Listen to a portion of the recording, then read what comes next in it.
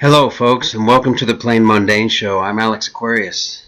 I'm going to read to you a small article that I found about the most powerful man in the world, also known as the Black Pope. Okay, now what is the Black Pope?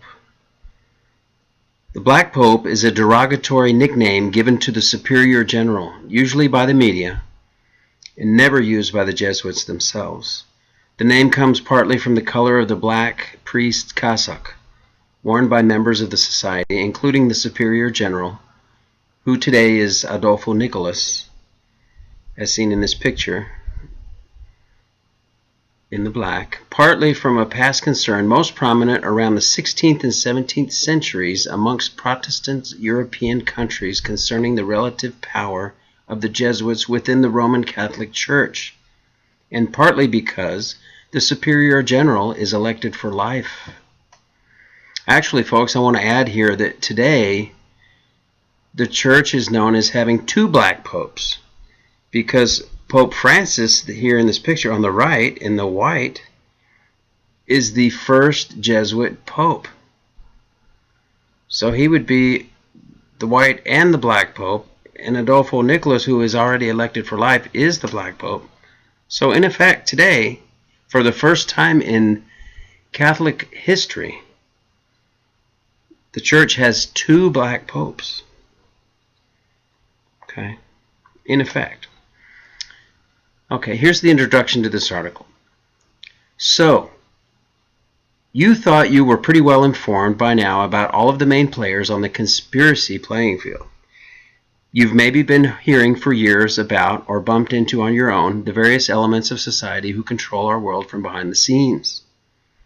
You've gotten familiar with the role played by, for instance, the Khazarian Zionists, who invented the word Jew to disguise their adopted heritage and distinguished from the biblical Judeans, or the role played by the banksters, banking gangsters, controlling the economies of the world by this list of 6 entities: the CFR, Council on Foreign Relations, the Trilateral Commission, or the Bilderbergers, the Committee of 300, also the 17 wealthiest so-called elite families, the Rothschilds in England, the Rockefellers in America, and the Bronfmans in Canada, Bronfmans, and on, comprising the physical power structure of the New World Order. Puppets under the direction of darkly motivated, other-dimensional master deceivers commonly known as Lucifer or Satan and their fallen angel cohorts. While all of those details contribute to the understanding of the larger picture, what you're about to read fills in a most important missing link in this entire structure. And I don't mean a little side issue. I mean a link so central, yet so well hidden from the general public view, and for so long that even the most studied of conspiracy theory scholars, like myself, probably have not put together much of the information that is going to be presented here. Unlike myself. To call the following outlay controversial and sensitive is about as mild as an understatement of the truth of the matter as can be made. This missing link changes the entire slant of the entire playing field. After months of anticipation and weeks of preparation, I was finally able to speak with Vatican Assassins author Eric John Phelps on Tuesday, March 14, 2000, 17 years ago. There was simply no other way to cover Eric's historic masterpiece spanning literally 5 centuries than to just ask questions covering huge spans of time and major historical events. It took us almost 4 hours to accomplish the task, yet we could easily have gone on for another 40. We are at this spectrum. We are simply unwilling to reduce the importance of this work by presenting it in a too distilled fashion. In fact, in order to share this material with at least some of the pertinent backup, Eric has granted us permission to print, directly after the interview, several excerpts from his soon-to-be published book, which will help you in understanding certain aspects of this magnificently important and broad-sweeping story. The missing link is surely a central link. Let's call the story the Jesuit-Vatican connection to the unfolding New World Order agenda. You make up your own mind just how absolutely central, yet well hidden, has been this link. There's a good reason the secret Vatican Library is so extensive and yet remains so intact from outside intrusion, despite the many others who would like to possess such a collection of information detailing such censored data about our true, otherworldly cultural heritage. When one reads a work like Vatican Assassins, one can't help but reflect back on the purposely adjusted and watered down and boring moments in high school history class. Meanwhile, the true history of what has gone on is dynamic and full of calculated intrigue. In this business, I've heard and read a lot of things, but when I had to pick up my jaw off the floor during the reading of certain historical portions in Eric's book, well, let me just say that truth certainly is stranger and far more interesting than the many fictions we've been led to believe are historical fact. And yet, the truth does fit together like the pieces of a jigsaw puzzle. This book should be a bestseller, but it is hardly likely to achieve such general attention, considering how well controlled and censored is the publishing business. This is the reason for our lengthy presentation of this most astonishing and critically important material here in the Spectrum. We are in a time of truth being revealed from all directions, and there is probably no more fundamental and mind-rattling and previous notion-shattering example of that than what is being presented here. The interview is directly followed by a number of pertinent excerpts from John's eye-opening book, which will be available on July 1st, 2000. Editor's note. It should be noted up front that the information presented below is the studied opinion of Eric John Phelps. We are, at the Spectrum, find much about his presentation of historical research which meshes with and expands upon truth which has been presented by many other authors in these pages and elsewhere. And that is good. Truth, and should all mesh. However, for the peace of mind of our unique readership, which typically has cultivated a more aware spiritual perspective than the general public, we do not want to give the impression that we agree with or wish to promote some collateral aspects of Eric's presentation having to do with his personal religious convictions. The focus of those convictions follows a much more biblically conventional, literal path, in stark contrast to the unconventional, questioning, wide-angle vision of his historical material. All right. Folks, I just wanted to give you a brief overview of who is the Black Pope, show you a picture, give you something to listen to. This was based on an article by a Rick Martin, not to be confused with Ricky Martin, the singer. This is from April 2000 from the Spectrum News website. Now, I just want to add my own personal experience on that. I lived in Argentina in 1984 as a missionary. And at that time, the man who is Pope now, Francis Jorge Bergoglio, was the Cardinal of Argentina. And I was there at the end of the Dirty War when 30,000 people disappeared, and there were a lot of secret assassinations and things going on. And it's even rumored that Hitler lived in Argentina just the decade before that when I was there. And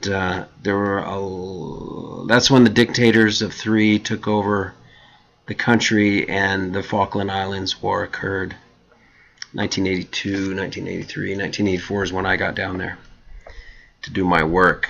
And I had met a soldier who was on the Falkland Islands working at a prison and said every day a Jesuit priest would come down and torture the prisoners. So he didn't want to believe in God or listen to any discussions on religion because he had seen Jesuit priests torturing prisoners. And I remember that story just being so confusing to me, thinking, oh my gosh, why would such wickedness be happening?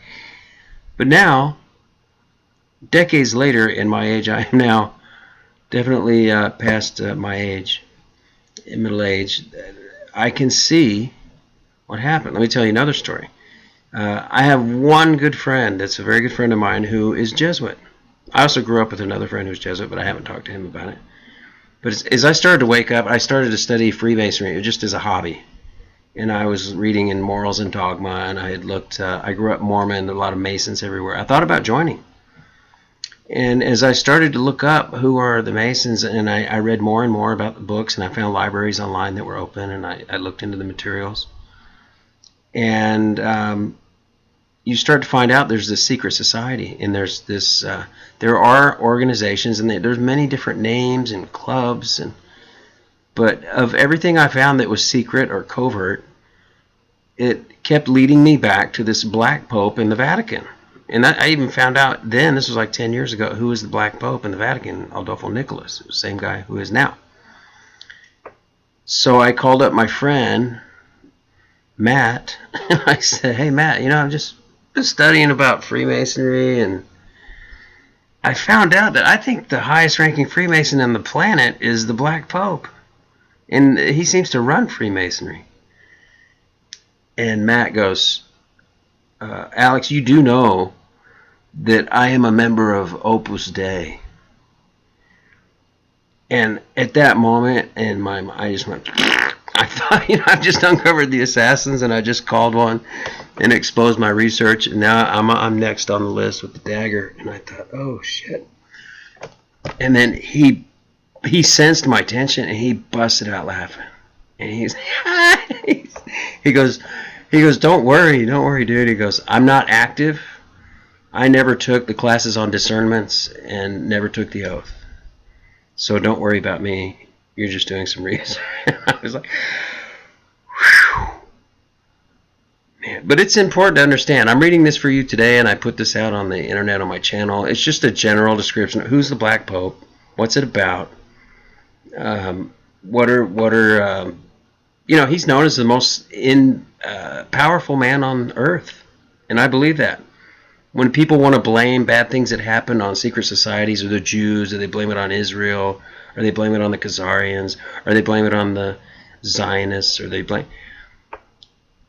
it, the black nobility, the royals, the red dragons, the Chinese, Japanese, different factions of the red dragons. There's two main factions. It's like the checkerboard, the black nobility and the red dragons. And learn about that, folks. This is almost plain information. It's all over the internet. I'm not exposing anything that could get me in trouble or put me at risk at exposing some grand secret. This is all over the internet. It's just a matter of how long it's going to take you to find it and how organized is your study. I'm just taking you straight to the top of the pyramid, okay? It is Black Pope and the Jesuits, the most powerful man on earth. And that's just how things are run. I'm not calling anybody out. I'm not making a judgment. I'm just saying everything that we see and observe, and we start to become truth, or we start doing research, you start looking into secret society, you want to find out who is they that are doing this stuff. What do all the symbols mean? What are all the, I've told you about the Club of Rome, the Committee of 300. You hear about fraternities like Skull and Bones, the Freemason rites, Scottish and York rites, and the black nobility and the red dragons and things like that. But on this planet, at least mostly within black nobility, it's the Black Pope. There may be another leader for most of Asia or the Eastern world, which is known as the red dragons. But I think all of the power of the planet has been under black nobility. And I've heard that the baton is being changed over to the red dragons now, and the blacks are giving up their power to the reds for the future. And I don't know if that was just what the red dragons want to do, but they're not being allowed by the black nobility. I don't know what that matters. New World Order is here. And we just have to know what it is. So thanks for coming to the Plain Mundane Show. I'm Alex Aquarius. Please hit like and subscribe, and I will talk to you later at the next show. You have a blessed day.